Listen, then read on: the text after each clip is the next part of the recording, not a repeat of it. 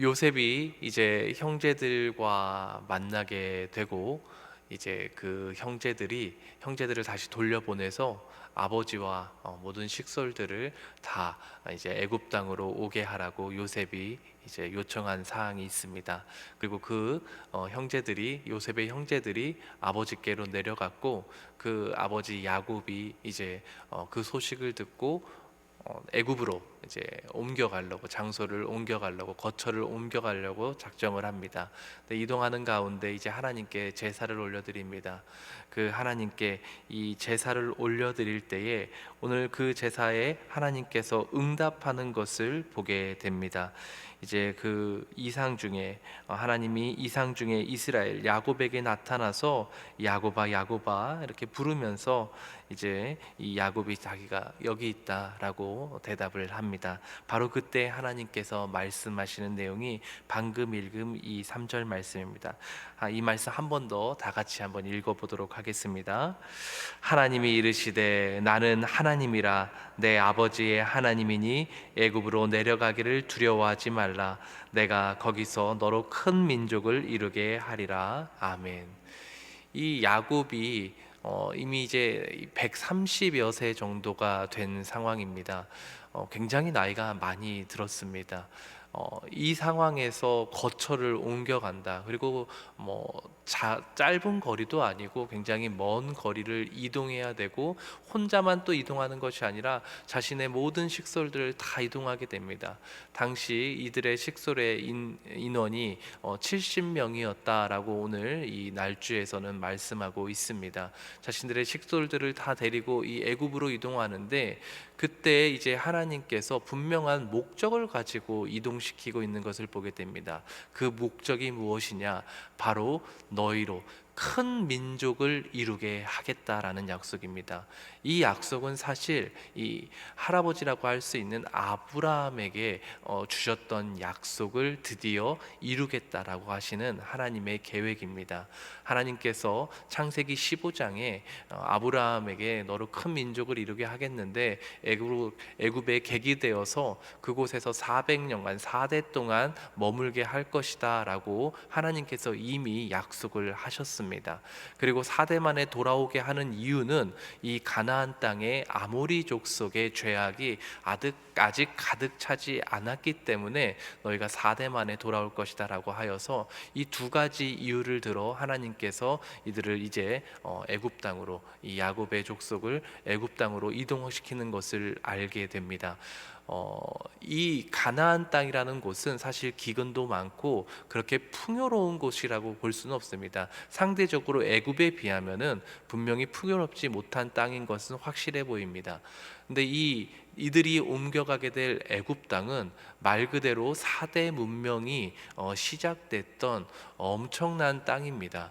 그리하여서 이 나일강 하류 지역에 있는 이 고센 땅이라고 하는 곳은 굉장히 풍요로운 땅으로서 인류가 살아가기에 아주 적합한 땅이었습니다. 하나님께서는 이 아브라함 족속, 이 야곱 이스라엘을 큰 민족을 이루게 하기 위해서 어찌 보면은 그들의 풍성함을 누릴 수 있고 그들의 이 자손이 번성할 수 있는 땅으로 이동시키고 있는 것을 보게 되는 것입니다.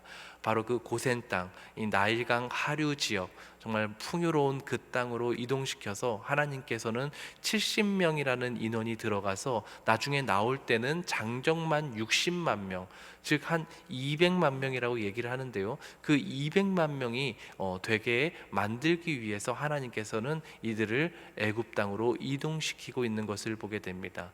즉 다시 말해서 너희가 지금은 연약해 보이고 작아 보이지만 내가 너희에게 약속했던, 너희 할아버지 때에 약속했던 바로 그 큰 민족을 이루게 하겠다라는 약속을 바로 그 땅에서 이루어 주겠다. 그렇기 때문에 너는 두려워하지 말고 나의 약속을 믿고 그 애굽 땅으로 이동하라고 하나님께서 말씀하고 있는 것입니다. 욥기 말씀, 오늘자 날주 욥기 말씀 12장 말씀을 보겠습니다.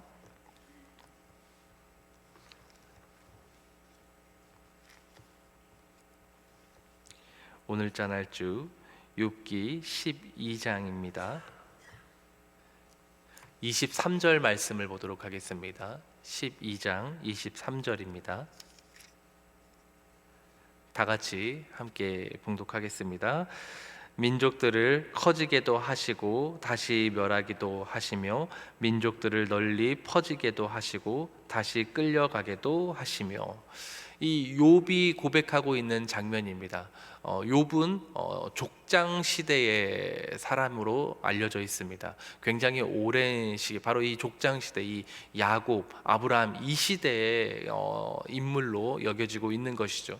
바로 그 시대 때에도 이 욥은 하나님께 분명한 하나님에 대한 지식이 있었는데, 그것이 무엇이냐? 어떤 민족이 크기 위해서는 그들이 잘 되는 것이 아니라 누구에 의해서? 바로 하나님이 그 민족을 크게도 하시고 멸하시기도 하고 퍼지게도 하시고 좁히기도 하신다는 이러한 분명한 하나님을 향한 지혜가 있었던 것입니다. 바로 그 하나님, 욥이 고백하고 있는 이 하나님이 바로 이 야곱, 이스라엘을 큰 민족으로 이루겠다고 말씀하시고 명령하고 계시는 것입니다. 그리고 그 계획 아래 하나님의 뜻이 이루어지고 있는 것을 분명히 볼 수 있는 것이죠. 오늘자 날주입니다. 마가복음 16장입니다. 오늘자 날주 마가복음 16장 15절에서 16절 말씀입니다. 마가복음 16장 15절에서 16절입니다. 예수 그리스도의 이 땅에서 마지막 하늘로 올라가기 전에 하셨던 대명령이 바로 이 말씀입니다. 마가복음 16장 15절 16절 다 같이 읽겠습니다. 또 이르시되 너희는 온 천하에 다니며 만민에게 복음을 전파하라. 믿고 세례를 받은 사람은 구원을 얻을 것이요 믿지 않는 사람은 정죄를 받으리라. 아멘. 예수님께서 이제 승천하시기 직전에 하셨던 대명령입니다. 우리 모든 사람들에게 주어진 명령이죠. 과거에 하나님께서는 이 아브라함 족속을 택하여서 한 민족을 이루게 하시고 그 민족을 통하여서 하나님의 뜻과 구원의 역사를 보여주고 계십니다. 그리고 그 구원의 역사가 한 민족에게서 머물지 않고 이제는 모든 민족, 만민에게 복음을 전파하라. 만민을 하나님의 구원 백성에게 예수 그리스도를 전파하고 복음을 전파하기 위한 그 과정의 기로에 서 있는 것입니다. 예수님께서 바로 그 구원이 널리 확장하게 하기 위한 하나님의 계획을 예수님께서 이루고 있는 것을 보게 되는 것이죠. 그래서 예수님께서 온 천하에 다니면서 만민에게 복음을 전파하고 그 복음을 믿고 세례를 받는 사람은 구원을 받게 될 것이다. 더 이상 한 민족에게만 구원이 이르는 것이 아니라 이제는 복음을 듣고 믿는 자들에게 모두 구원을 주시겠다라고 복음의 확장을 말씀하고 있는 것입니다. 마지막 오늘자 날주 로마서 16장 말씀을 보겠습니다. 로마서 16장입니다. 오늘자 날주 로마서 16장 26절 말씀입니다. 로마서의 마지막 장입니다. 로마서 16장 26절 말씀입니다. 다 같이 26절 말씀 읽겠습니다. 이제는 나타내신 바 되었으며 영원하신 하나님의 명을 따라 선지자의 글로 말미암아 모든 민족이 믿어 순종하게 하시려고 알게 하신 바 그 신비의 계시를 따라 된 것이니 이 복음으로 너희를 능히 견고하게 하실. 하나님이 이 구원 계획, 하나님을 알리고 그것을 믿고 그분을 믿고 그리고 그 믿는 백성들이 소수가 아니라 하나님이 계획하시고 택하신 모든 민족을 구원해내기 위한 복음의 확장이 오늘자 날조를 통해서 이루어지고 있는 것을 우리는 보게 됩니다. 그리고 우리 이 자리에 있는 우리 해림의 가족들 또한 그 하나님의 복음의 확장의 결과물이라고 볼 수 있는 것입니다. 하나님의 계획의 과정에 있는 것이고 그 과정의 끄트머리쯤에 바로 우리가 존재하고 있습니다.